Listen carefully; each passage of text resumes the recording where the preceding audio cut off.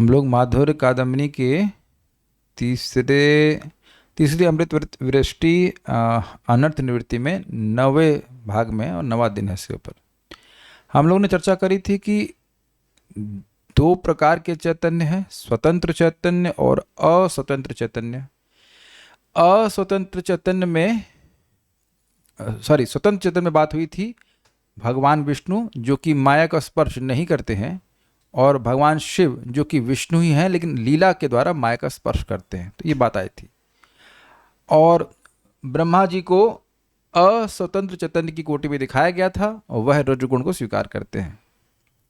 तो एक भावना एक मन में आ सकती है बात कि अच्छा, रजोगुण तो तमोगुण से श्रेष्ठ माना जाता है, तो ऐसा तो नहीं कि ब्रह्मा जी तत्वतः शिव जी से श्रेष्ठ हों।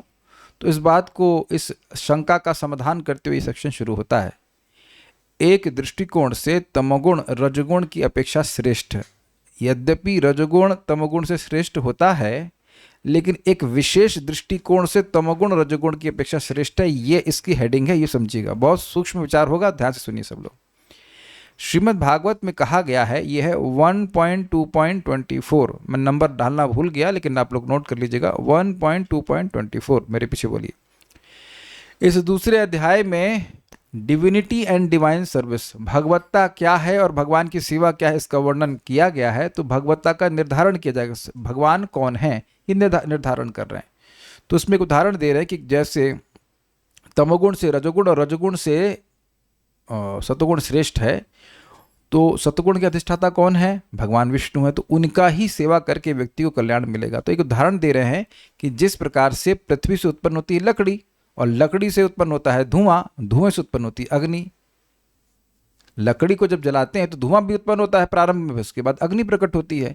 तो आप अग्नि से तो, धुएं से तो खाना नहीं पका सकते हैं। अग्नि से पकाएंगे, अग्नि से ही यज्ञ किया जा सकता है, लेकिन धुआं लकड़ी से श्रेष्ठ है और धुएं से श्रेष्ठ अग्नि है। तो लकड़ी हो गया तमोगुण स्थानीय, उसमें एक्शन नहीं है और प्रकाश नहीं है। धुएं में एक्शन है फैलने का, लेकिन प्रकाश नहीं है। और अग्नि में एक्शन भी है और प्रकाश भी है। ये सबको समझ में आ गया कि बार में रिपीट करूं? लकड़ी में एक्शन है नहीं है, प्रकाश है नहीं है। उससे श्रेष्ठ हो गया धुआं, उसमें एक्शन है, कुछ मूवमेंट है ना, और प्रकाश, कुछ हीट भी है, धुएं में हीट भी होती है, और प्रकाश नहीं है। अग्नि तत्व है लेकिन प्रकाश नहीं है। तो यानी कि ये भगवान की अनुभूति नहीं देने वाला है। अच्छा, सतोगुण यानी अग्नि जो है उसमें एक्शन भी है, उसमें अग्नि तत्व भी है और उसमें प्रकाश भी है। तो ये ब्रह्म का अनुभव देने वाला है। तो सतोगुण के द्वारा क्योंकि ब्रह्म का अनुभव होता है, इसलिए सतोगुण को श्रेष्ठ कहा जाता है। और ये क्रम है, तमोगुण से श्रेष्ठ रजोगुण से श्रेष्ठ सतोगुण। इस श्लोक के आधार पर यही स्थापित हो रहा है कि तमोगुण से श्रेष्ठ रजोगुण है, और ये होता भी है। लेकिन दूसरा एंगल भी, एक बहुत सूक्ष्म एंगल दिखाया जाएगा इसमें। पहले इस श्लोक को देख लीजिए। पार्थिवाद दारुणो धूमस्तस्मादग्निस्त्रयीमयः, पार्थिवाद दारुणो धूमस्तस्मादग्निस्त्रयीमयः, तमसस्तु रजस्तस्मात् सत्वं यद् ब्रह्म दर्शनम्, तमसस्तु रजस्तस्मात् सत्वं यत् ब्रह्म दर्शनम्। पार्थिवाद दारुणो धूमस्तस्मादग्निस्त्रयीमयः, पार्थिवाद दारुणो धूमस्तस्मादग्निस्त्रयीमयः, तमसस्तु रजस्तस्मात् सत्वं यद् ब्रह्म दर्शनम्। तमसस्तु रजस्तस्मात् सत्वं यत् ब्रह्म दर्शनम्। बोलिए। पार्थिवाद दारुणो धूमस्तस्मादग्निस्त्रयीमयः, पार्थिवाद दारुणो धूमस्तस्मादग्निस्त्रयीमयः, तमसस्तु रजस्तस्मात् सत्वं यत् ब्रह्म दर्शनम्। तमसस्तु रजस्तस्मात् सत्वं यद् ब्रह्म दर्शनम्। जैसे पृथ्वी के विकार लकड़ी की अपेक्षा धुआं श्रेष्ठ है, और धुएं से, अरे भाई, अग्नि श्रेष्ठ है, क्योंकि यज्ञादि के द्वारा अग्नि सदगति स्वर्ग आदि के भोग यानी मोक्ष प्रदान करती है। उसी प्रकार तमोगुण से रजगुण श्रेष्ठ है और रजगुण से सत्वगुण श्रेष्ठ है, क्योंकि यह ब्रह्म का साक्षात्कार कराने वाला है। देखिए इसको, पार्थिवाद पृथ्वी, पृथ्वी से दारुण, दारुण मतलब लकड़ी, पृथ्वी से लकड़ी आती है, उस लकड़ी से धुआं, धुआं मतलब धुआं, तस्मात् उस धुएं से अग्नि, मतलब उससे का मतलब उससे श्रेष्ठ है। क्यों? क्योंकि अग्नि त्रयीमयी है। त्रयी मतलब यज्ञमयी है। यज्ञ करके व्यक्ति स्वर्ग आदि की श्रेष्ठ फल को प्राप्त करता है। यहाँ पे एक सीक्वेंस बताने के लिखा है। आप धुएं से यज्ञ नहीं कर सकते हैं और ना ही केवल लकड़ी से यज्ञ कर सकते हैं। लकड़ी रखी रहो, उसमें आहुति देते रहेंगे तो कुछ यज्ञ कहा जाएगा? लकड़ी में आहुति नहीं दी जाती, अग्नि में आहुति दी जाती है। क्लियर हो गया? तो ये क्रम तो दिख गया आपको पहली लाइन में, ठीक है। उसी प्रकार से तमसस्तु रजस तस्मात्, तमस से यानी तमगुण से रजगुण, और उस रजगुण से सत्वगुण श्रेष्ठ है, क्योंकि वह ब्रह्म का दर्शन कराता है, एक श्रेष्ठ फल देता है। ब्रह्म का मतलब निर्विशेष ब्रह्म का अनुभव कराने वाला है। सत्वगुण के द्वारा व्यक्ति भगवान का अनुभव नहीं कर सकता है, लेकिन निर्विशेष ब्रह्म का अनुभव कर सकता है। ये बात समझ में आ गई? तो ये क्रम बताया गया। अब ये क्रम वहां 1.2 में क्यों बताया गया है?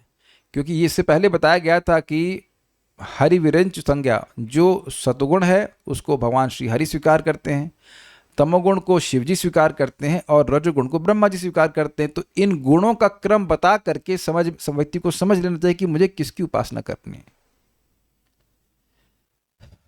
कुछ समझे बात?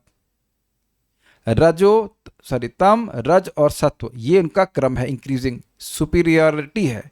तो जो जो इनके अधिष्ठाता देवता हैं उनका भी क्रम इससे निर्धारित हो गया कि नहीं हो गया? तो किसकी उपासना करनी चाहिए? भगवान विष्णु की उपासना करना चाहिए, क्योंकि वे सत्वगुण को स्वीकार किए रहते हैं। इजी है, ठीक है।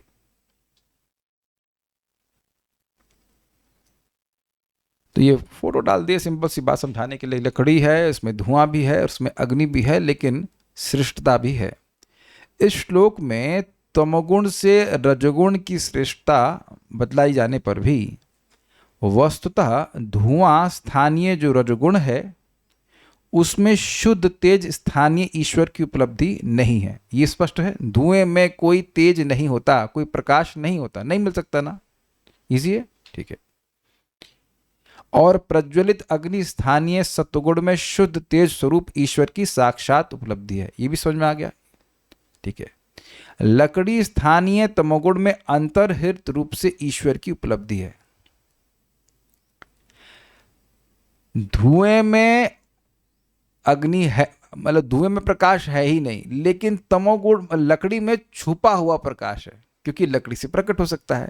धुएं से प्रकाश प्रकट हो सकता है क्या? ये यहाँ पे हम क्वेश्चन करेंगे। माइक ऑन कीजिए, इधर ऑन कीजिए, मजा आ जाएगा। ये देखते बहुत सूक्ष्म विचार है। क्या आप धुएं को घर्षण करके प्रकाश प्राप्त कर सकते हैं? अब तो मैंने बहुत इजी कर दिया, चलिए बताइए। नहीं। लकड़ी को घर्षण करके प्रकाश प्राप्त कर सकते हैं जी। तो कौन श्रेष्ठ है? लकड़ी। अब आप देखिए, ये एक अलग एंगल मैंने बताया ना, मैंने इसीलिए उसको थोड़ा सा, बहुत सूक्ष्म विचार है भाई। एक दृष्टि से धुआं लकड़ी से श्रेष्ठ है, लेकिन दूसरी दृष्टि से आप देखिए तो लकड़ी अगर आपको दे दी जाए तो उससे आप अग्नि प्रकट कर लेंगे, है ना। और लकड़ी क्या था? तमोगुण स्थानीय था। तमोगुण के स्थान पर लकड़ी को रखा जा रहा है, तो कह रहे हैं कि लकड़ी में अग्नि छुपी हुई है और वहां से लकड़ी, मतलब उसको घर्षण करेंगे तो लकड़ी अब प्रकट हो सकती है, सॉरी अग्नि प्रकट हो सकती है। लेकिन धुएं में तो किसी भी तरह से अगर धुएं को सेपरेट कर दिया जाए तो धुएं को कितना भी मथा जाए उससे प्रकाश नहीं मिल सकता है। तो इस दृष्टि से लकड़ी धुएं से श्रेष्ठ है, और इस दृष्टि से तमोगुण रजोगुण से श्रेष्ठ है। उसका कारण बता रहे हैं, मैं पढ़ूंगा फिर समझाऊंगा। ये पॉइंट समझ में आ गया ना इस एंगल से। इसीलिए टॉपिक था एक दृष्टि से तमोगुण रजोगुण से श्रेष्ठ है, हर दृष्टि से नहीं, एक दृष्टि से। क्योंकि फिर तो बड़ा आसान हो जाएगा, भैया क्या साधना करना है, सो जाओ 10 घंटे 12 घंटे सोते रहो, वो बात नहीं है। लेकिन कुछ एक पॉइंट यहाँ बड़ा सूक्ष्म है। लकड़ी में जैसे अग्नि अव्यक्त रूप से विद्यमान रहती है, घर्षण आदि से उसका बाहर भी प्रकाश होता है। क्लियर है? अग्नि अव्यक्त रूप में लकड़ी में है, उसी प्रकार तमोगुण में भी अव्यक्त रूप से ईश्वर विद्यमान है। इसका मतलब क्या है? शिवजी हैं तो भगवान विष्णु ही, लेकिन वह तमोगुण को स्वीकार किए हुए।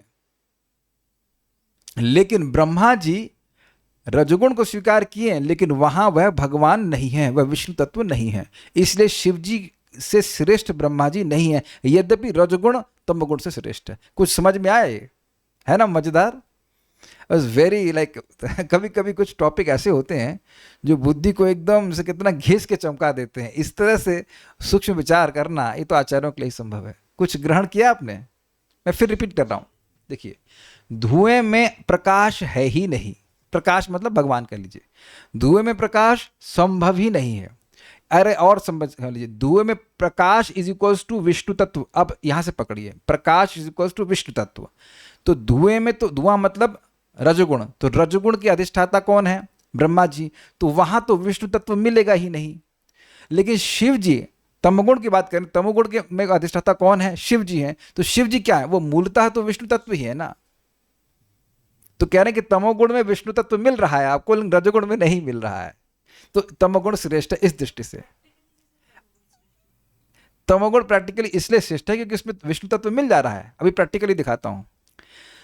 तमोगुण का जो कार्य सुषुप्ति है, उसमें जैसे निर्भेद ज्ञान सुख का अनुभव होता है, उसी प्रकार विचार कर तत्व का निर्णय करना चाहिए। ये थोड़ा समझिए। देखिए भाई, ये 3 माइक सृष्टि हैं कॉन्शियसनेस की। एक है सुषुप्ति, दूसरी है स्वप्नावस्था और तीसरी है जागृत अवस्था। ये तीनों ही माइक सृष्टि हैं। ये कोई मतलब माया के द्वारा सृष्ट कॉन्शियसनेस है। तब ये हैं क्या? जागृत अवस्था, जैसे इस समय हम लोग जागृत अवस्था में, अभी भी हम लोग माया से बाहर नहीं हैं, पहचान अपनी देह से कर रहे हैं। तो जागृत अवस्था में भी व्यक्ति ये मानता है कि मैं देह हूं और देह से संबंधित वस्तुएं मेरी हैं, लेकिन वो जागृत रहता है। ये सतोगुण की वृत्ति है। कुछ समझ पा रहे हैं? इजी सब जागृत है ना इस समय? कौन जागृत नहीं है ये हाथ खड़ा कीजिएगा। तो समझ में आ रहा जागृत? ठीक है। अच्छा, अब रजगुण में क्या होता है? व्यक्ति स्वप्न देख रहा होता है। जो स्वप्नावस्था होती है वह रजगुण से आती है। ये भी क्लियर है? उसमें व्यक्ति जो वो सूक्ष्म शरीर दिख रहा है उससे अपनी पहचान करता है। मैं यहाँ जा रहा था, मैं वहां खा रहा था, ये हो रहा था, वो हो रहा था। तो वो जागृत अवस्था से भिन्न है और उस स्वप्नावस्था की भी सृष्टि माया करती है। ये दिख गया आपको? आप सोते कैसे हो ये नहीं पता और जगते कैसे हो ये भी नहीं पता। कितने लोगों को पता है कि आप जगते कैसे? कहते अलार्म बजता है। अच्छा, कभी कभी अलार्म बजने पे भी नहीं उठते हैं आप? कभी हुआ है आप लोगों के संग ऐसा? अलार्म बजा और पता ही नहीं चला कि अलार्म बजा। तब अगर अलार्म बजने से ही उठते तो उठ जाना चाहिए ना। हुआ है कभी ऐसा? तब तो भगवान उठाते हैं। लेकिन ये सृष्टि हो रही है from one phase two another phase. Phase समझ रहे हैं? स्वप्न अवस्था के फेज से हम जागृत अवस्था के फेज में। लेकिन इससे एक और अवस्था अलग, उसे कहते हैं सुषुप्ति, जिसमें स्वप्न आता ही नहीं है और वह तमोगुण का कारण होती है। और उसमें ऐसा कहा जाता है कि जीव सबसे निकट भगवान के होता है। बद्ध जीव की बात कर रहे हैं। एंड दैट्स वाई अगर किसी व्यक्ति को सुषुप्ति अवस्था प्राप्त होती है, ये कोई साधना के द्वारा नहीं प्राप्त होती है। सुषुप्ति के लिए कोई साधना नहीं करनी होती है। रोज सोते हैं तो कुछ समय ऐसा भी होता है ना जब सपने नहीं देख रहे होते हैं, तो उसे सुषुप्ति कहते हैं। उस समय अगर व्यक्ति को ऐसा सुषुप्ति अवस्था मिलती है तो वो बहुत फ्रेश महसूस करता है। क्या? और उस समय भी जीव अनुभव करता है। ये अमेजिंग बात है भाई। जीवात्मा की कॉन्शियसनेस कभी नष्ट नहीं हो सकती है। जैसे आप स्वप्न का अनुभव करते हो, यस बोलो, यस बोलना ही पड़ेगा, यस, हाँ यस। अच्छा, उसके बाद जागृत अवस्था का अनुभव करते हो, तो क्या सुषुप्ति अवस्था में अनुभव मर जाएगा? उस सुषुप्ति अवस्था में जीव न सुख का अनुभव करता है न दुख का अनुभव करता है। एकदम इसीलिए उसको कह रहे हैं कि ब्रह्म अनुभव जैसा होता है। न शोचती न कांक्षती। ये बताइए कि ब्रह्मानुभव कैसा होता है? न शोचती न कांक्षती। यहाँ क्या बोला? निर्भेद ज्ञान सुख का अनुभव होता है। क्या मतलब है? यहां पे एक होता है ना कि अच्छा है और बुरा है, सुख है और दुख है, ये भेद चल रहा है ना। तो उसके बाद बीच में तो कुछ है नहीं ऐसा। सुख अच्छा है या बुरा है, बीच में कुछ है नहीं, तो डुअलिटी चलती रहती है। तो स्वप्नावस्था में भी द्वैतता है, ये समझ रहे हैं? कभी अच्छे सपने आते हैं, कभी बुरे सपने आते हैं। जागृत अवस्था में अच्छा बुरा चलता रहता है, ये भी समझ में आ गया। सुषुप्ति में क्या रहता है? अच्छा या बुरा। तो उस प्रकार की द्वैतता वहां गायब हो जाती है, तो जीव सुख का अनुभव करता है। पता नहीं कितने लोगों को कभी ऐसा अनुभव हुआ है कि आपको खूब गहरी नींद आई ना। गहरी की नींद का मतलब क्या है बताइए? माइक पे बताइए, जल्दी से बताइए। गहरी नींद का मतलब क्या होता है? गहरी नींद मतलब कोई भी स्वप्न नहीं आए। Very good. तो स्वप्न नहीं आते तो उसके बाद, हाँ बोलो बोलो, उसके बाद कैसा महसूस होता है आपको? क्या कैसा लगता है उसके बाद? अच्छा लगता है। अच्छा लगता है। तो वो अच्छा लगा, वो कंटिन्यू हुआ ना। जैसे अभी आपने सब्जी खाई, कैसा लगा आपको? अच्छा लगा। तो वो एक एक्सपीरियंस था। अच्छी सब्जी खाई, उस समय अच्छा लग रहा था, उसके बाद भी आपको बात बोलते हैं बड़ा अच्छा लगा। कभी खरा कभी रुक जाओ, खराब सब्जी खाने के बाद कैसा लगता है? अच्छा नहीं लगता। उस टाइम भी खराब लगता है, उसके बाद भी आपको को लगता है कि बड़ा खराब लगा, बड़ा खराब खाना है खाया। ये मैं समझाने का प्रयास कर रहा हूं इस तरह से कि यद्यपि आप सुषुप्ति का वर्णन नहीं कर सकते हो, लेकिन उसके बाद जो आपको सुख मिला उससे अनुभव कर लेना चाहिए कि भाई सोने से पहले मैं सुखी नहीं था, सोने के बाद मैं सुख का अनुभव कर रहा हूं। वो जब उठा, इसका मतलब है कि कुछ सुख वहां भी मैंने अनुभव किया। मैं समझा पाया क्या? हाँ बोलिए। प्रभु जी कभी कभी शायद सुषुप्ति अवस्था इतनी गहरी होती है कि जब हम जागते हैं तो हम रियलिटी से कनेक्ट नहीं कर पाते तुरंत। देखिए, शायद वाली बात नहीं है, सुषुप्ति गहरी ही होती है। सुषुप्ति मतलब कोई स्वप्न नहीं, basically your mind is stopped. Do you agree? विचार कीजिए कि अगर माइंड थोड़ी देर के लिए शांत हो जाए तो हम लोग खुशी का अनुभव करते हैं कि नहीं? तो अब ये अगर मिनट भर के लिए, 10 मिनट के लिए, आधा घंटे के लिए, मुझे नहीं पता कि सुषुप्ति मुझे कितनी देर प्राप्त होती है, लेकिन अगर व्यक्ति ऐसा होता है तो वह बहुत सुख का अनुभव करता है। तो वो सुख का अनुभव उस सुषुप्ति अवस्था में भी कर रहा था। तो यहाँ ये समझाना चाहते हैं प्रैक्टिकल लेवल पर कि जो तमोगुण है, जो घोर तमोगुण का ये जो अवस्था है, यह भी उसी कुछ कुछ वैसा सुख देने वाली है जैसा कि ब्रह्म का अनुभव मिलता है। अब ये बातें सब ऊपर से शायद जा रही हूँ या लेफ्ट राइट जा रही हूँ, हमको नहीं पता, लेकिन है नए नए कंसेप्ट, तो एक बात ग्रहण कर लीजिए, नोट। उसी प्रकार, हाँ क्या हुआ? हाँ, भगवान की सेवा तो खैर नहीं है, लेकिन ब्रह्मानुभव में तो भगवान की सेवा नहीं होती है, लेकिन वो जो ना शोचती ना कांक्षती वाला अनुभव है, यू फील हैप्पी। आपने अनुभव किया होगा कि जब बहुत सपने आते हैं, जब आप उठते हैं तो एकदम थकान लगती है, सर भारी भारी लगता है। किसी को सब अनुभव होता है कभी कभी? अगर वात बढ़ जाए शरीर में बहुत ज़्यादा तो बहुत सपना आता है, आप लेटे हैं, करवट बदलते रहते हैं, लेकिन नींद नहीं आती है। एक वक्त को है, ठीक है, तो आलू कम खाइए, ठीक है। नोट, तमोगुण रूप लकड़ी में अग्नि व्याप्त है जो घर्षण आदि से व्यक्त होती है, परंतु धुएं का घर्षण करके, धुएं को होना चाहिए, धुएं को घर्षण करके अग्नि प्रकट नहीं हो सकती है। इसी तरह तमोगुण के अधिष्ठाता श्री शिव में सच्चिदानंद तत्व विद्यमान है। आप समझ में आया? भाई वो तो उनके अंदर कौन है? अंदर कहें मतलब शिव जी कौन है? मूलतः तो वह विष्णु तत्व है, लेकिन ब्रह्मा जी क्या विष्णु तत्व है? नहीं है। सुषुप्ति जो तमोगुण का कार्य है उसमें भी अनुभूति रहती है। सारांश यह है कि श्री शिव में वही अद्वय तत्व व्याप्त है, अर्थात विष्णु तत्व। वही परम तत्व ही गुणावतार रूप में सृष्टि की उत्पत्ति, पालन और लय कार्य के लिए ब्रह्मा, विष्णु और शिव के रूप में आत्म प्रकाश करता है। तत्व विचार से यही निर्णय होता है, लेकिन उसमें भगवान हरि जो है, जो विष्णु है, वो विष्णु तत्व हैं, शिव जी शिव तत्व हैं और ब्रह्मा जी जीव तत्व में। ये बात सीधी सीधी बता रहे हैं, उसको थोड़ा डिटेल में समझाया हमने। अब एक बड़ी मजेदार बात हो रही है। अभी तक डिस्कशन था ईश्वर चैतन्य का, और उसके दो विभाजन क्या सुने आपने? शिव जी, विष्णु, भगवान विष्णु और भगवान शिव। ये क्लियर हो गया।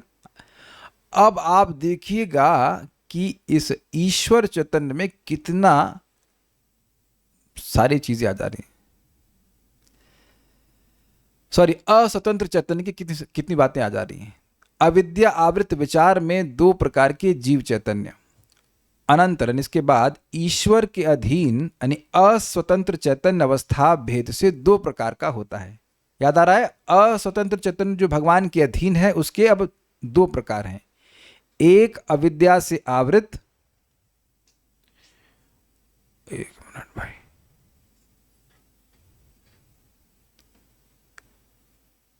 और दूसरा अविद्या से अनावृत चैतन्य है। ये दिख गया आपको? भाई हम लोग क्या हैं? अविद्या से आवृत, और जो मुक्त जीव हैं वो अविद्या से अनावृत। शुद्ध भक्त नहीं कह रहा हूं मैं, अभी मुक्त जीव कह रहा हूं। ध्यान से शब्दों का प्रयोग हो रहा है।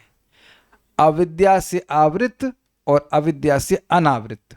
तो हम लोग अभी अविद्या से आवृत हैं, ये क्लियर है। हम अपने स्वरूप को भूले हुए, हम नहीं जान रहे हम कौन है, अपनी पहचान इस देह से करना। ये हो गया अविद्या से आवृत। आवृत मतलब ढके हुए। और अविद्या से अनावृत मतलब जो अविद्या से प्रभावित नहीं है। तो इसमें दोनों ही प्रकार के लोग आ जाएंगे, वो आगे देखते हैं। अभी केवल भक्त ही नहीं आएंगे। अनावृत चैतन्य फिर दो प्रकार का होता है। एक ईश्वर की ऐश्वर्य शक्ति द्वारा अनाविष्ट, जिसमें भगवान की ऐश्वर्य शक्ति का प्रवेश नहीं है, जैसे कि वो बड़े बड़े कार्य नहीं कर रहे हैं लेकिन अविद्या से रहित है। अविद्या से रहित हैं, आत्म साक्षात्कारी हैं, लेकिन कोई बहुत बड़ा बड़ा कार्य नहीं कर रहे हैं इस जगत में, कोई बहुत बड़ा बड़ा कार्य नहीं कर रहे, कोई अवतार नहीं है। ठीक।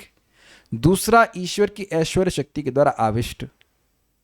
अच्छा, उनमें अनाविष्ट चैतन्य स्थूलतः दो प्रकार का होता है। अनाविष्ट चैतन्य, अनाविष्ट चैतन्य मतलब जिसमें भगवान की शक्ति का प्रवेश नहीं है।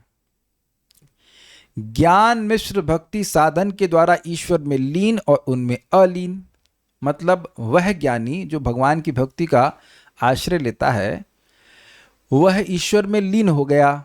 इसमें भगवान कोई विशेष शक्ति, कुछ विशेष कार्य करने के लिए उसको शक्ति नहीं प्रदान की है, लेकिन ज्ञान मिश्रित भक्ति करके वह भगवान में लीन हो गया।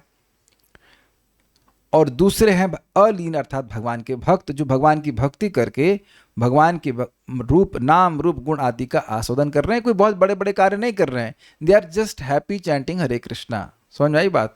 भगवान का नाम गुण कथा, जैसे विदुर जी को बहुत बड़ा कार्य तो नहीं कर रहे हैं, क्योंकि ग्रह को कंट्रोल कर रहे हो, ये कर रहे हो, ऐसा कुछ नहीं कर रहे हैं, जस्ट हैप्पी। लेकिन यमराज के रूप में, यमराज के रूप में भी महाभागवत हैं, वह भगवान में लीन नहीं हुए हैं, लेकिन यमराज के रूप में वह बड़े बड़े कार्य भी कर रहे हैं और भगवान की लीला रस का आस्वादन भी कर रहे हैं। तो वो उस कैटेगरी में नहीं आएंगे। यहाँ पे आ रहे हैं वह लोग जो अनाविष्ट हैं, उनमें भगवान ने कोई विशेष शक्ति नहीं दी है, लेकिन भगवान की भक्ति कर रहे हैं, खुश हैं, लेकिन भगवान में लीन भी नहीं है। अभी घबराइए मत, एक बार सुन लीजिए, फिर चार्ट दिखाऊंगा, समझ में आ जाएगा। उनकी पहली अवस्था शोचनीय है, अर्थात जो ईश्वर में लीन हो गए वह शोचनीय है। अब भाई देखिए क्यों शोचनीय है, देखिए इस पर विचार समझिए। जो ईश्वर में लीन है उसके दो विभाग हो गए, एक जो ब्रह्म में लीन है और दूसरे जो भगवान के स्वरूप में लीन होते हैं। समझे?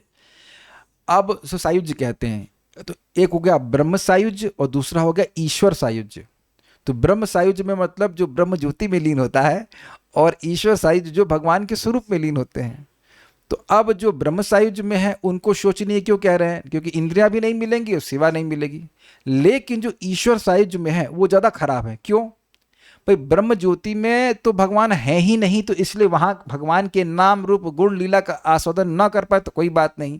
लेकिन जो ईश्वर में लीन है वो ईश्वर में प्रवेश करने के बाद, भगवान में प्रवेश करने के बाद भी उनको रूप, भगवान के रूप रस गंध का माधुर्य नहीं मिल रहा।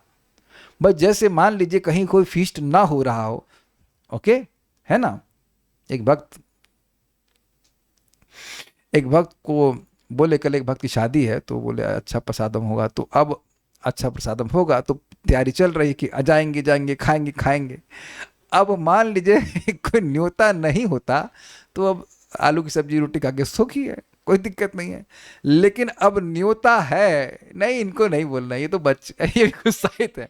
अब सोचो अनंत, आप वहाँ जाओ, वहाँ पहुँच जाओ और सब लोग खाएं बहुत बढ़िया बढ़िया चीज़ और आपको सूखा चावल दी जाए तो आप खुश होंगे? आपको क्या क्या खिलाते हैं ब्रेकफास्ट में? आज क्या खिलाया इनको? क्या खिलाया भाई?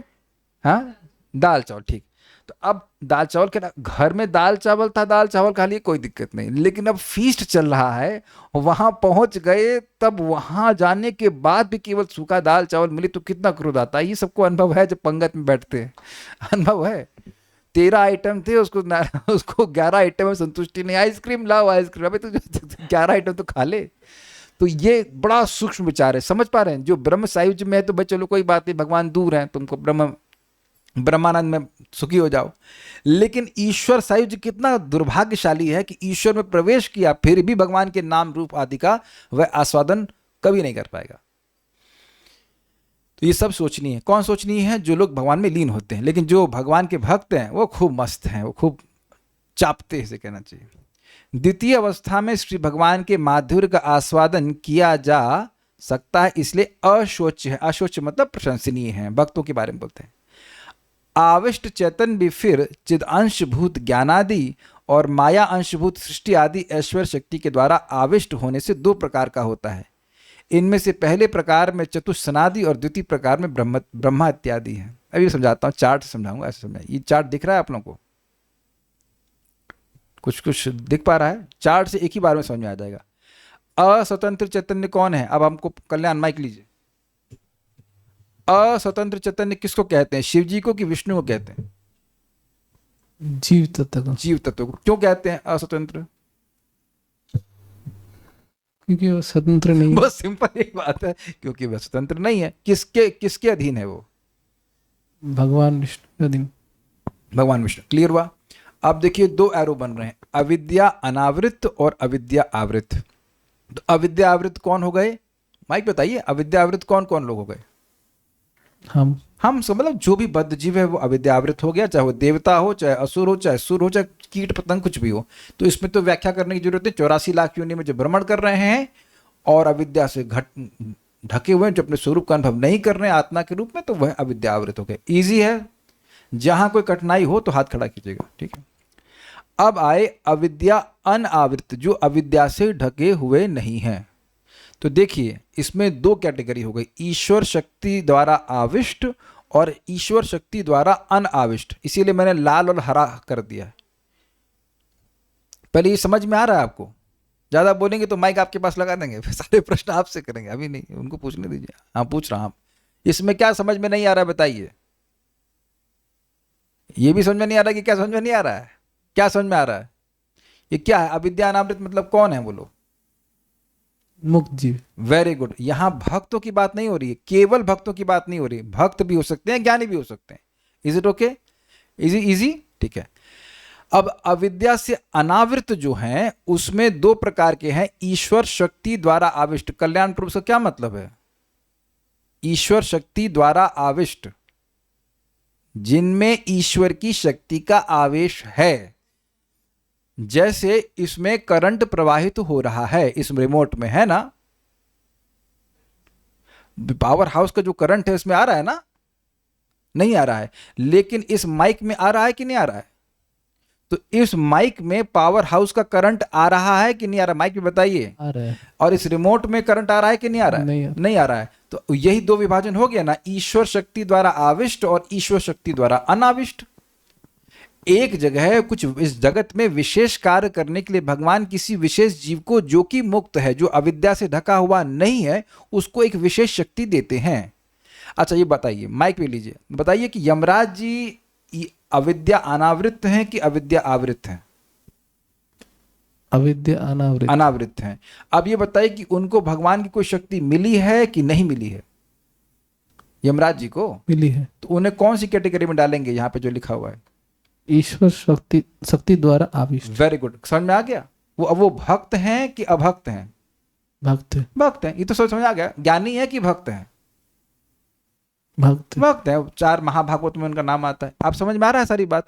एक एग्जाम्पल ले लिए तो आपको समझ में आ जाएगा। अच्छा अब कह रहे हैं कि ईश्वर शक्ति द्वारा आविष्ट, यानी जिनमें ईश्वर शक्ति का आवेश है, वह भी दो प्रकार के हो गए। चिदअंश भूत ज्ञान शक्ति। चिद मीन्स, चिद अंश का मतलब चिद शक्ति का जो अंश है। चिद शक्ति में होती है संवित शक्ति, संधिनी शक्ति और लादनी शक्ति। ये चिद शक्ति कहलाती है, स्पिरिचुअल एनर्जी। जो स्पिरिचुअल एनर्जी के अंश है वो उसका अगर जिस व्यक्ति में प्रवेश होता है, उस प्रकार के लोग हो गए सनक आदि। सनक आदि को सृष्टि की है, बताइए सनत कुमार की सृष्टि का नाम बताइए। सनत कुमार जो हैं 4 कुमार, वो क्या कौन सा ग्रह बनाए हैं? कोई भी नहीं। कौन से बच्चे पैदा किए? कोई भी नहीं। तो आप देख रहे हैं कुछ कंट्रीब्यूशन का है या कुछ नहीं है?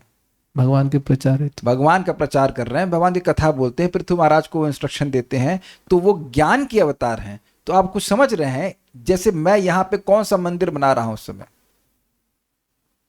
तो आप देख रहे हैं कोई मंदिर तो नहीं बना रहे हैं, कोई हम लोगों को फूड फॉर लाइफ खिलवा रहे हो, कुछ भी नहीं कर रहे। तो मैं यहाँ भगवान का ज्ञान दे रहा हूँ, तो भगवान मुझे कुछ शक्ति दे रहे हैं, और वो शक्ति कुछ अलग टाइप की है कि नहीं? इस समय मुझे भगवान, इस समय बताइए, इस थोड़ी देर पहले मैं आलू की सब्जी बना रहा था, तब वो वही शक्ति है जो यहाँ पे मैं बोल रहा हूँ क्लास में? नहीं।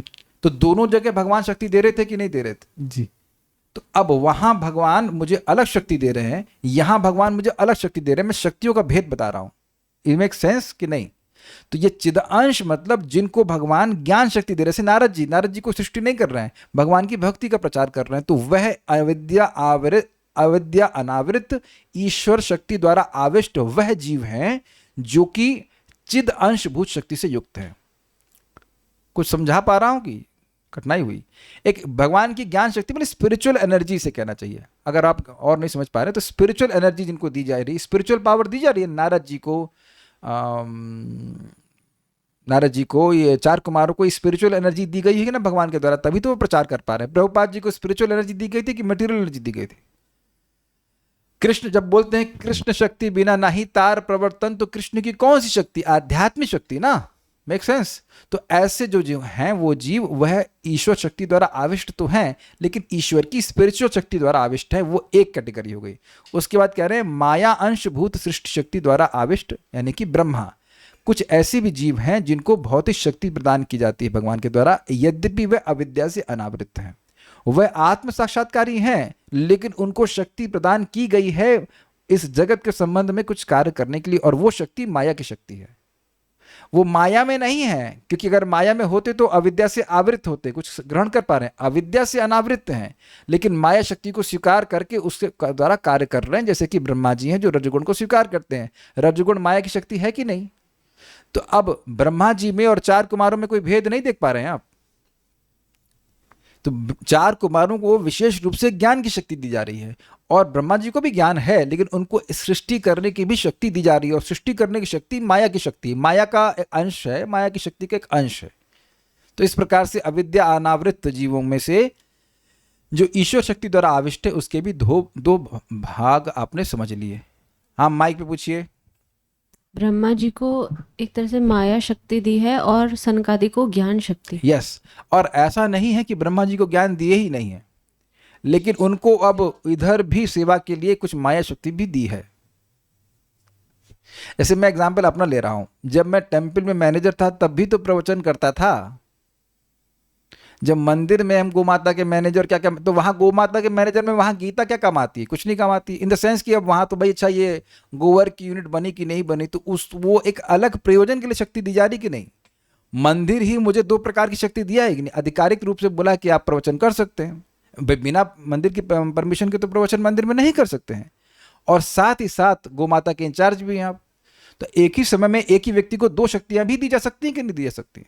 Make sense? लेकिन यहां पे एक भेद दिखाने के लिए कि ब्रह्मा जी ऐसा नहीं कि टोटल अज्ञान में है, ब्रह्मा जी हैं भाई, वो भी महाभागवत हैं, लेकिन उनको मैनेजमेंट करने के लिए भी कुछ कार्य दिया गया। जैसे यमराज जी को अगर आप देखेंगे कि ईश्वर शक्ति द्वारा आविष्ट हैं और वह अविद्या से अनावृत भी हैं, लेकिन उनको दोनों प्रकार की शक्ति दी गई, स्वीकार करेंगे आप? वो प्राणियों को दंड, प्राणी को क्षमा कीजिएगा, प्राणी नहीं, पापियों को दंड देने की शक्ति है, उसमें तो माया का अंश है, लेकिन ये जो भगवान की भक्ति की शक्ति है, जो भगवत ज्ञान है, वह भगवान की स्पिरिचुअल एनर्जी का पोटेंशियल, तो दोनों शक्तियां भी हो सकती हैं। क्या समझ में नहीं आ रहा है आपको? दोनों शक्ति कैसे? आपको मैं गोमाता का मैनेजर बना दूंगा तो गीता ज्ञान गायब हो जाएगा आपका? नहीं, हाँ, तो फिर दोनों चीजें नहीं हो सकती हैं। अभी मैं समझा रहा था ना आपको कि भाई मैं गीता का प्रवचन भी कर रहा था और मैं मैनेजमेंट भी कर रहा था, तो दोनों के लिए शक्ति चाहिए कि नहीं चाहिए? क्या दोनों ही शक्तियां एक प्रकार की होती हैं? नहीं। तो स्पिरिचुअल एनर्जी, कुछ ऐसे जीव हैं जो स्पिरिचुअल एनर्जी से ही युक्त हैं, कुछ ऐसे हैं जो माया शक्ति से युक्त हैं, माया की शक्ति से युक्त हैं, लेकिन उसमें स्पिरिचुअल भाग भी है। आप ब्रह्मा जी को, भाई देखो कोई व्यक्ति अविद्या से अनावृत है तो उसमें केवल माया शक्ति कैसे हो सकती है? आप बताओ। अगर उसमें केवल माया की शक्ति होगी तो अविद्या से आवृत हो जाएगा ना। तो उसके पास स्पिरिचुअल एनर्जी भी है, लेकिन माया शक्ति कुछ भगवान की सेवा के निमित्त दी गई है, वो माया में नहीं है। Yamraj is not in maya, Brahma ji is not in maya, लेकिन माया शक्ति का उनको कार्य दिया गया है कार्य करने के लिए। इसीलिए बोल रहे हैं ईश्वर शक्ति द्वारा आविष्ट है, भगवान ने उनको शक्ति प्रदान की, वो माया में नहीं है। ये मत सोचिएगा कि माया का वो हैंडल कर रहे हैं तो माया में चले गए, ऐसा नहीं बोल रहे हैं। बोलिए, माइक पे बोलिए। जैसे सनकादि के पास माया शक्ति बिल्कुल नहीं है, ज्ञान शक्ति ही है। हाँ, वो उनको बेसिकली उनको सृष्टि के कार्य से कुछ भी मतलब नहीं, वो मैनेजमेंट में है ही नहीं। ये कह लीजिए मैनेजमेंट भी भगवान की सेवा है, लेकिन कुछ भक्त मैनेजमेंट में है ही नहीं। तो वो बोल रहे हैं कि उनको केवल स्पिरिचुअल एनर्जी दी गई, जैसे नारद जी, 4 कुमार, और इन लोगों को जैसे मान लीजिए नवयोगेंद्र, वो भी तो अविद्या से अनावृत हैं, तो उनको केवल स्पिरिचुअल एनर्जी मिली है, उनको कुछ काम नहीं करना। लेकिन और भी मान लीजिए निमि महाराज हैं, तो वो भी आध्यात्मिकता में बढ़े हुए हैं, लेकिन वो मैनेजमेंट भी कुछ करना है, तो कुछ के लिए भगवान को शक्ति प्रदान किए हुए हैं। कुछ समझ में आ रहा है? आप सोच रहे हैं यार इसमें तो कोई कहानी नहीं आई अब तक, व्हाट इज दिस? शाम वाली क्लास में आएंगे, बंद करो सुबह वाली क्लास, इसमें कोई कहानी नहीं सुना रहे आप। कुछ पूछ रहे हैं, यदि सिर्फ माया शक्ति ही होती तब अविद्या से आवृत होने की संभावना होती है? आपका क्या रियलाइजेशन है? अरे भाई, जो व्यक्ति के पास स्पिरिचुअल एनर्जी है ही नहीं तो वो क्या है? वो अविद्या से ही तो ढका हुआ व्यक्ति है, उसी को तो कहेंगे ना अविद्या वाला व्यक्ति। अच्छा, अब आ जाइए ईश्वर शक्ति द्वारा अनआविष्ट, जिसमें भगवान कोई विशेष शक्ति नहीं देते हैं। ये नहीं कह रहे हैं कि वह अविद्या से आवृत हैं, ये भी अविद्या से अनावृत हैं, वो अपने स्वरूप में स्थित हैं। They know that they are not the bodies. जो व्यक्ति अविद्या से ढका रहेगा वो ये मानेगा कि वह देह है, ये समझे बात। तो जो व्यक्ति नहीं अविद्या से प्रभावित है वो कभी नहीं मानेगा कि वह देह है, वो कभी इंद्रिय तृप्ति नहीं करेगा। ये क्लियर समझ में आ गया? ये तो अब तो समझ में आ रहा होगा। तो अब ये लोग ईश्वर शक्ति द्वारा अनाविष्ट हैं, मतलब सेल्फ रियलाइज तो हैं, इनको अविद्या नहीं पकड़ी हुई है, लेकिन कोई विशेष कार्य जगत में नहीं कर रहे हैं, ना ज्ञान का प्रचार कर रहे हैं और ना ही कोई, मतलब उनको they are not, basically they are not in limelight, अगर ऐसे कहा जाए। समझ रहे हैं? एग्जाम्पल समझिए, जैसे दो लोग मानिए, एक जॉइंटिस से प्रभावित है और दूसरा जॉइंटिस से प्रभावित नहीं है। फाइन, तो चलिए, तो जो जॉइंटिस से प्रभावित है वो हो गए अविद्या से आवृत। ठीक, तो कल्याण प्रभु, आपको जॉइंटिस है? नहीं। ओके। क्या आप भारत के प्रधानमंत्री हैं? नहीं। क्या भारत के प्रधानमंत्री को जॉइंटिस है? नहीं। नहीं। तो दोनों लोगों में कॉमन है ना कि दोनों को जॉइंटिस नहीं है, लेकिन आप और मैं भारत के प्रधानमंत्री के रूप में कोई विशेष कार्य नहीं कर रहे हैं। लेकिन अब अगर खाना खाने की बात करें तो खाने का आस्वादन आप भी वैसे ही करेंगे जैसे कि भारत के प्रधानमंत्री। अब समझ में आ गया? सबको समझ में आ रहा है कि नहीं आ रहा है? इससे ज़्यादा एक्सप्लेन मैं नहीं कर सकता। I think this is very clear. समझ में आ रहा है कि नहीं आ रहा है? आप सभी लोग, मैं बताओ, किसी को जॉन्डिस तो नहीं है, सभी लोगों के सामने अगर थाली रख दी जाएगी तो खाना खाने में वो लोग कोई दिक्कत नहीं है, तो वहाँ कॉमन है ना, आप भी वैसे खा सकते हो, आस्वादन कर सकते हो जैसे कि अन्य लोग कर सकते हैं। लेकिन अब हम लोगों को प्राइम मिनिस्टर के रूप में विशेष कार्य करने की कोई शक्ति नहीं दी जा रही है। लेकिन इसका मतलब ये नहीं कि खाना खाने की शक्ति भी नहीं है, इसका मतलब ये नहीं कि खाने के आस्वादन करने की शक्ति भी नहीं है। तो जो अविद्या से अनावृत हैं उनको भौतिक भोग में कोई रुचि नहीं है, वो कोई इंटरेस्ट नहीं है उसमें, वो आध्यात्मिक सुख में है, ये समझ में आ रहा है, लेकिन कोई विशेष कार्य करने की क्षमता नहीं है। They experience spiritual happiness, they have the ability और capacity to appreciate spiritual happiness, but they are not empowered to do some great things. English में बता दिया, हिंदी में समझ पा रहे हैं? आध्यात्मिक सुख अनुभव करने की क्षमता है उनके पास, वैसा ढकाव नहीं है, लेकिन कोई विशेष कार्य नहीं कर रहे हैं अन्यों को जैसे वो लाइमलाइट में आए, ऐसा कुछ भी नहीं है। अच्छा, अब इसके दो विभाजन कर लीजिए। ज्ञान साधक जो निर्गुण ब्रह्म अथवा भगवान में लीन होता है, वह अविद्या से आवृत नहीं है, लेकिन या तो वह ब्रह्म ज्योति में लीन हो जाएगा यह भगवान में, या फिर वह भगवान में लीन हो जाएगा। तो जो ब्रह्म ज्योति में लीन होगा वो शोचनीय है, क्योंकि भगवान के रूप गुण का आस्वादन वह नहीं कर पाएगा। लेकिन जो भगवान में लीन हुए वो और अधिक शोचनीय है, क्योंकि गुण आदि उपस्थित होते हुए भी उसको खाने को नहीं मिलेगा, ये बात है। और दूसरा कैटेगरी क्या है? भक्ति साधक जो श्री भगवान के नाम आदि के आस्वादक हैं, लेकिन जैसे कि मैं एग्जाम्पल दे रहा हूँ, जैसे कि बहुत सारे भक्त हैं जो नाम जप करके नाम के सुख में डूब रहे हैं, लेकिन उनके नाम आप जानते नहीं हो। ऐसा नहीं कि उन सबके नाम को आप जानते हो। मैं एग्जाम्पल देता हूँ। प्रभुपाद जी ने कहा, विदेश में अपने शिष्यों को कहा कि there are thousands of pure devotees in Vrindavan, only I am coming out to preach. तो अब मैं प्रभुपाद जी की विशिष्टता बता रहा हूँ। प्रभुपाद जी शुद्ध भक्त हैं और नाम के प्रेमी हैं, लेकिन अब इनके एक और गुरु भाई थे, इनका नाम था श्रीला अकिंचन कृष्णदास बाबा जी महाराज, और वह भी नाम के महान प्रेमी थे, लेकिन he was not empowered to preach to in all over the world. आप कुछ अंतर समझ रहे हैं? वो बड़ा प्रेम करते थे, प्रभुपाद जी उनको बहुत प्रेम करते थे, they had very close relationship. अब देखिए, दोनों में एक गुण हम बताएंगे आपको। श्रील प्रभुपाद जी एक जगह प्रवचन कर रहे थे बॉम्बे में, घटना पता ही होगी, लेकिन यहाँ पे बड़ी प्रासंगिक है। तो प्रभुपाद जी बॉम्बे में प्रवचन कर रहे थे और बोल रहे थे, हमें केवल कृष्ण का नाम बोलना चाहिए, कृष्ण की कथा बोलनी चाहिए। प्रवचन की उसके बाद समाप्त हुआ तो उस कथा में पीएल सेठी जी भी बैठे हुए थे, पीएल सेठी नाम के व्यक्ति थे, और उसके बाद प्रभुपाद मैनेजमेंट की बातें करने लगे। वो चुपचाप सुन रहे थे।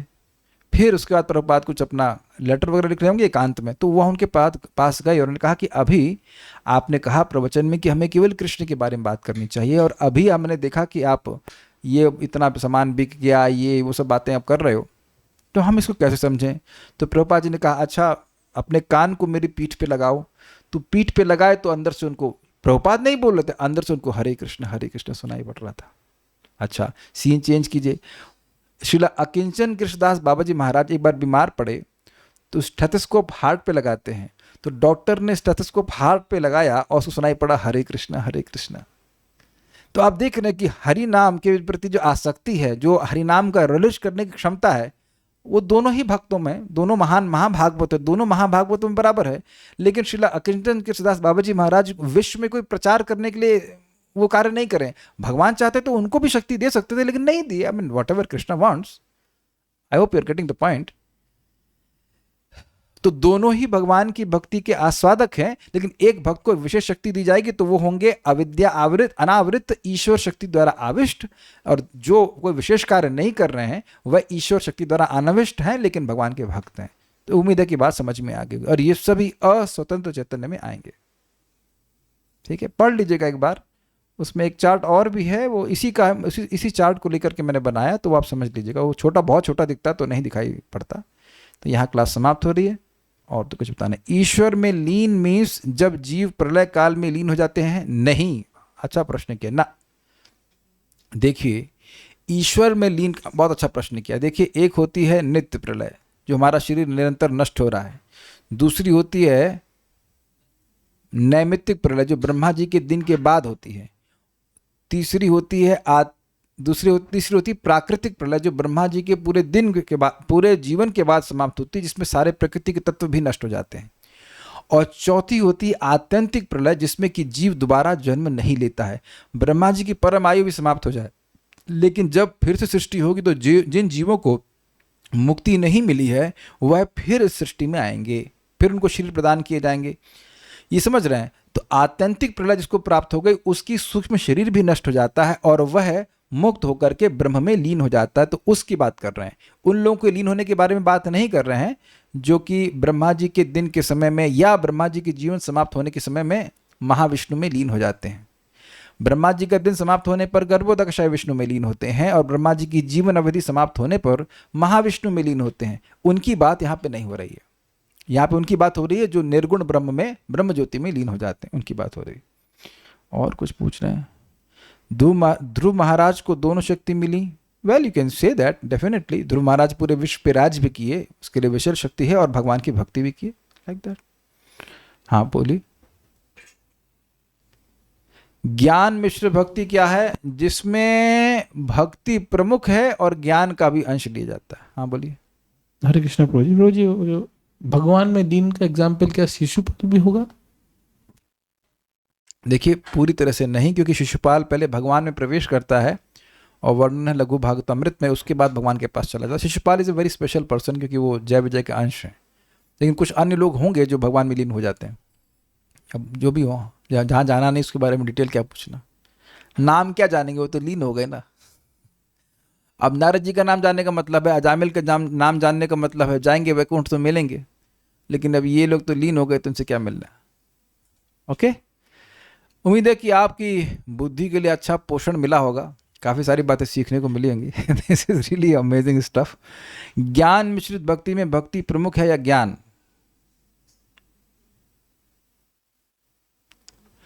आप बताइए, आप लोग बताइए, हम नहीं बताएंगे। निशा माता जी आप बताइए। आज कोई प्रश्न नहीं किया ना सुबह से? हाँ चलिए एक प्रश्न। ज्ञान मिश्रित भक्ति में ज्ञान श्रेष्ठ है कि ज्ञान मुख्य है कि भक्ति मुख्य है? भक्ति मुख्य है। क्यों? क्योंकि वो ज्ञान का हल्का सा मिश्रण करता है। Very good. ज्ञान मिश्रित भक्ति, कुछ सुनाई पड़ रहा है? सोचेंगे तो समझ में आ जाएगा। ज्ञान मिश्रित भक्ति, भक्ति मिश्रित ज्ञान, उसमें ज्ञान है ज्यादा, क्या क्या कहते हैं, और भक्ति है कम, और ज्ञान मिश्रित भक्ति, मतलब भक्ति है ज़्यादा और ज्ञान है कम। नमक में आटा और आटे में नमक एक ही बात है। तुंग विद्या माता जी, आपने प्रश्न किया है, आप उत्तर चैट से दीजिए। मैं कहूं कि नमक में आटा, तो उसमें कौन सा अंश अधिक है? नमक में आटा तो नमक ज्यादा है ना। जैसे आप कहते हैं अरे भाई उस नमक को मत मिलाओ, वो एकादशी एकादशी उसमें आटा पड़ा हो सकता है, तब ये शब्द सुना है कि नहीं? सुना है कि नहीं? बोले भी होंगे एकादशी में, अरे वो नमक मत डालो, उसमें नमक में थोड़ा आटा हो सकता है। तो नमक में आटा में नमक ज्यादा, और मैं कहूं कि आटे में नमक, तो स्पष्ट है कि आटा अधिक है। क्लियर? तो ये शब्द से ही आपने अच्छा प्रश्न किया, शब्द से ही समझ लीजिए। ज्ञान मिश्रित भक्ति में भक्ति प्रमुख है और ज्ञान थोड़ा है। मतलब भक्ति खूब कर रहा है, लेकिन उसकी एस्पिरेशन क्या है कि मैं निर्विशेष ब्रह्म में लीन हो जाऊं, ये बात। ठीक है, ओके, सो गुड। अच्छा, तो फिर मीराबाई जी द्वारकाधीश में समा गई, वो तो प्रेमी भक्त है ना। अच्छा, तो आप क्या मीरा भाई जी के क्या है? आप मीरा भाई के क्या हैं? नॉट भाई, मीरा बाई को आप क्या व्यक्तिगत रूप से जानते हैं? आप कोई शास्त्र के आधार पर प्रश्न करें तो ठीक है, आप सुनी सुनाई बातों पे प्रश्न कर दोगे और सिद्धांत को खंडन करोगे तो कैसे बात चलेगी? आप कैसे जानते हो मीरा बाई के बारे में भाई? मेरे भाई कैसे जानते हो? तो या तो कोई शास्त्र में वर्णन हो उनके बारे में। सॉरी मैं हम गुस्सा नहीं हो रहा, हम खाली बोल रहे हैं कि आप कोई शास्त्र की बात करो ना, ये बात थोड़ा शास्त्र पे विचार करके करिए। आप देखो, अगर कोई सुनी सुनाई बात है, अब उसको आप कोट कर देंगे तो फिर मैं पूछूंगा आपने कहाँ सुना? कहीं सुना प्रभु जी, तो अब कल से मैं भी चालू कर दूं मैंने कहीं सुना है, कहीं सुना है, तो आप लोग परेशान हो जाएंगे। तो ये कहीं सुन करके आप यहाँ मत पूछिए, है ना, फिर से लोग परेशान हो जाएंगे। Will stop here. Shri Shri माधुर्य कादम्बनी की जय, श्रील प्रभुपाद की जय, निताई गौर प्रेमा।